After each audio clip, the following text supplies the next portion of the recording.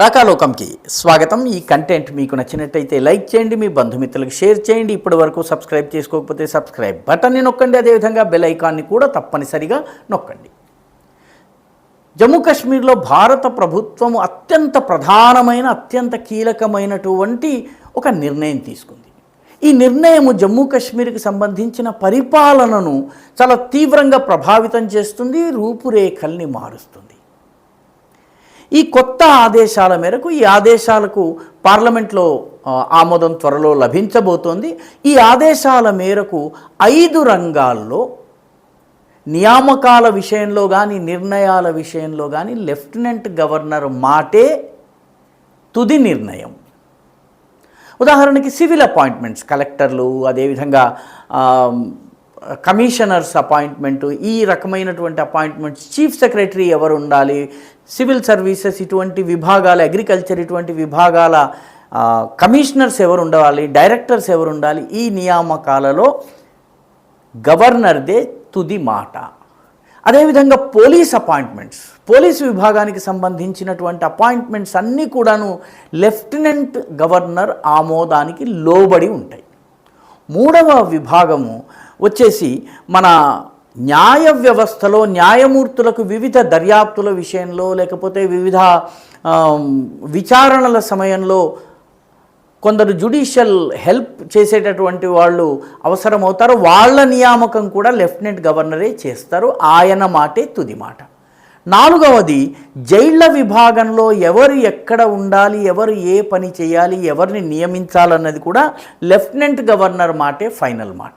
5వది రాష్ట్రంలో ఉన్నటువంటి forensic laboratories ఏవైతే ఉన్నాయో వీటిలో నియామకాలన్నీ కూడా లెఫ్టినెంట్ గవర్నర్ ఆమోదం మేరకే జరుగుతాయి. రాష్ట్ర ప్రభుత్వానికి ఎవరన్నా ప్రత్యేకంగా కావాలని ఉన్నట్లయితే వాళ్ళు లెఫ్టినెంట్ గవర్నర్కి ఫైల్ పుటప్ చేయవలసి ఉంటుంది. లెఫ్టినెంట్ గవర్నర్ దానికి ఆమోదాన్ని ఇస్తేనే వాళ్ళని అపాయింట్ చేయవచ్చును.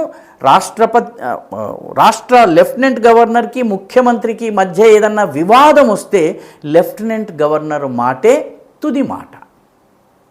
అంటే ఢిల్లీలో ఇప్పటికే ఇదే వ్యవస్థ అమల్లో ఉంది. ఈ వ్యవస్థ ఇప్పటికే ఢిల్లీలో అమల్లో ఉంది. అన్ని అపాయింట్మెంట్స్లో ఫైనల్ సే, చిట్ట చివరి మాట, తుది మాట లెఫ్టినెంట్ గవర్నర్దే.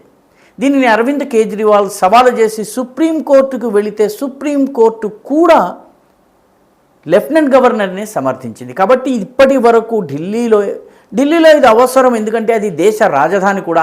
నా రాష్ట్రము, నా ప్రభుత్వము, నా ఇష్టము, నీటి సరఫరా ఆపేస్తాను, పవర్ సరఫరా ఆపేస్తానని చేయడానికి వీలు లేకుండా దేశ రాజధానిలో ఉన్నటువంటి ప్రత్యేక పరిస్థితుల దృష్ట్యా ఈ లెఫ్టినెంట్ గవర్నర్కి ఈ అధికారాలను ఇవ్వడం జరిగింది. ఇప్పుడు జమ్మూ కాశ్మీర్లో కూడా అదే అధికారాల్ని ఇస్తున్నారు. ఇది ఎందుకు జరుగుతోంది? దీనికి 3 ప్రధానమైన కారణాలు కనిపిస్తున్నాయి. మొట్టమొదటి కారణము, జమ్మూ కాశ్మీర్లో ఈసారి జరిగినటువంటి లోకసభ ఎన్నికల ఫలితాలు ఒక రకంగా ఒక వార్నింగ్ సిగ్నల్ని కేంద్ర ప్రభుత్వానికి ఇచ్చాయి. జమ్మూ కాశ్మీర్లో ఉన్నటువంటి వేర్పాటువాద శక్తులు ఓడిపోయినాయి. షేక్ అబ్దుల్లా, ఫారూక్ అబ్దుల్లా, లేకపోతే అక్కడ ఉన్నటువంటి మెహబూబా ముఫ్తీ, ఇటువంటి పాకిస్తాన్ అనుకూల వేర్పాటువాద శక్తులు ఓడిపోయాయి.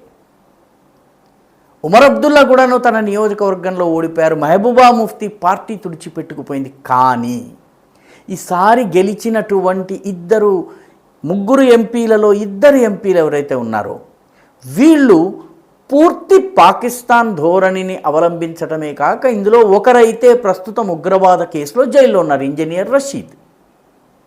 ఫారూక్ అబ్దుల్లాని ఉమర్ అబ్దుల్లాని ఓడించిన, గాందర్బల్ నుంచి ఓడించినటువంటి వ్యక్తి. ఆయన ఎన్ఐఏ కేసులో, జాతీయ దర్యాప్తు బృందం, జాతీయ భద్రతకు సంబంధించిన కేసులో జైల్లో ఉన్నారు. మరొక ఎంపీ జై ప్యాలెస్టీనా అని అనడం తప్పు కాదు అని చెప్పి ఓవైసీని వెనకేసుకొచ్చారు. అంటే రేపు గనక అసెంబ్లీలో కూడాను ఈ శక్తులే గనక గెలిచినట్లయితే వీళ్ళొక తీర్మానం పాస్ చేయటమో, తమకు ఇష్టమైనటువంటి అధికారుల్ని ఇష్టమైన రీతిలో అపాయింట్ చేసినట్లయితే జమ్మూ కాశ్మీర్లో గత 2019 నుంచి ఏదైతే బిల్డ్ చేస్తూ వచ్చామో అది ఒక్కసారి పేక మేడలా కూలిపోతుంది. సరిహద్దు రాష్ట్రం పొరుగున పాకిస్తాన్ ఉంది, ఇటువైపు చైనా యొక్క ప్రయోజనాలు కూడా ముడిపడి ఉన్నాయి. కాబట్టి ఈ ఇంజనీర్ రషీద్ వంటి వారు గనక రేపు ముఖ్యమంత్రో ఇంకొకటో అయితే వీళ్ళు పూర్తి అడ్మినిస్ట్రేషన్ని తమ గుప్పెట్లో తీసుకుని ఇష్టారాజ్యం చేయవచ్చును. గతంలో ఒకసారి జరిగింది, 89, 90, 91 ప్రాంతంలో జరిగింది. అది జరగకుండా ఉండడం కోసము పూర్తి అధికారము లెఫ్టినెంట్ గవర్నర్ చేతుల్లో ఉండబోతోంది. అంటే రేపు లెఫ్టినెంట్ గవర్నర్ పాకిస్తానీ అనుకూల వ్యక్తి ముఖ్యమంత్రి అయినా కూడాను ఆటలు సాగకుండా చేయటం కోసం ఇది తీసుకొచ్చారు. ఇది మొట్టమొదటి విషయం. ఒకరిద్దరు జమ్మూ కాశ్మీర్లో ఎన్నికయ్యే ప్రజాస్వామ్య ప్రభుత్వానికి అధికారాలు ఉండవు, ఈ రకమైన మాటలు మాట్లాడవచ్చును. కానీ సుప్రీంకోర్టు ఆమోదము పొందినటువంటి నిర్ణయం ఇది.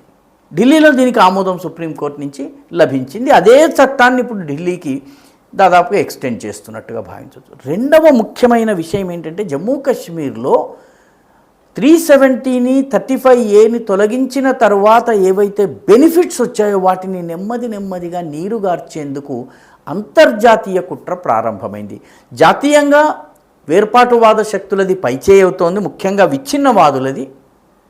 అంతర్జాతీయంగా పాకిస్తాన్, చైనా ఈ రెండూ కలిసి పాక్ జమ్మూ కాశ్మీర్ సరిహద్దుని హీటప్ చేసేటటువంటి పని చేస్తున్నాయి. చైనాకి ఇది అవసరం, ఎందుకంటే మన సైన్యము ఈ ప్రాంతానికి గనక వచ్చినట్టయితే లద్దాఖ్ ప్రాంతంలో వాళ్ళ మీద ఒత్తిడి తగ్గుతుంది, నెమ్మదిగా భారతదేశానికి చెందిన భూభాగాన్ని ఆక్రమించుకోవచ్చును. 2014 నుంచి ఈ పని వాళ్ళు చేయలేకపోతున్నారు. రెండవది పాకిస్తాన్కి ఇది అవసరము, ఎందుకంటే వాళ్ళు తయారు చేసినటువంటి ఉగ్రవాదులు వీళ్ళందరూ కూడా భారతదేశంలోకి రావడానికి ఇబ్బంది అవుతోంది.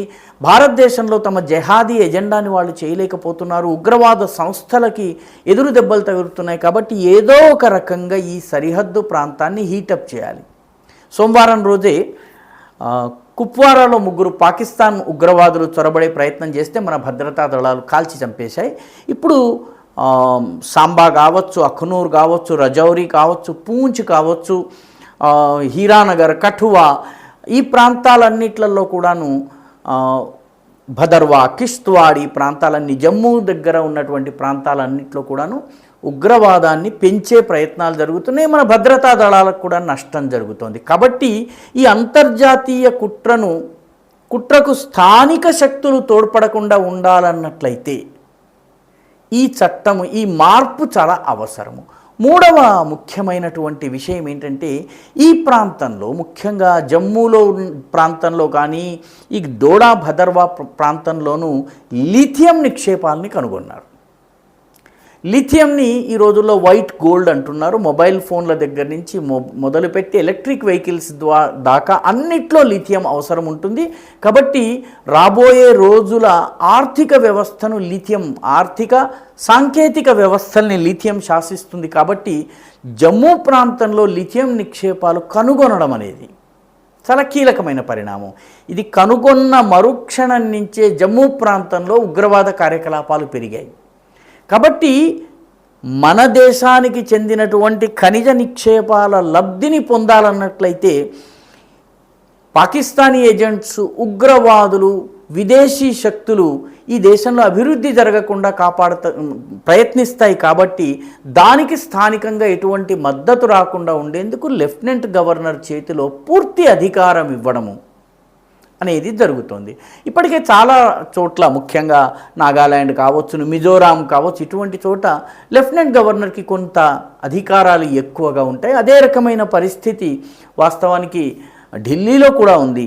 ఈ పరిస్థితి ఇప్పుడు జమ్మూ కాశ్మీర్లో కూడా తీసుకుని రావడం జరిగింది. ఎందుకంటే పాకిస్తాన్ నుంచి వస్తున్నటువంటి వార్తలు కొంత ఆందోళనకరంగా ఉన్నాయి.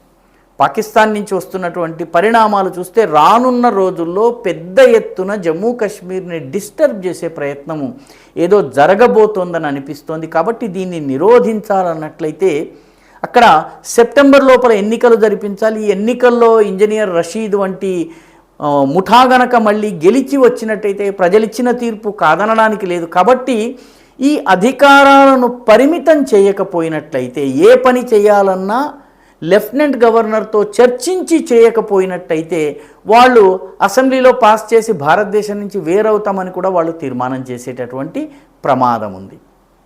కాబట్టి ఈ దృష్ట్యా ఈ కీలకమైనటువంటి నిర్ణయాలను తీసుకోవడం జరిగింది.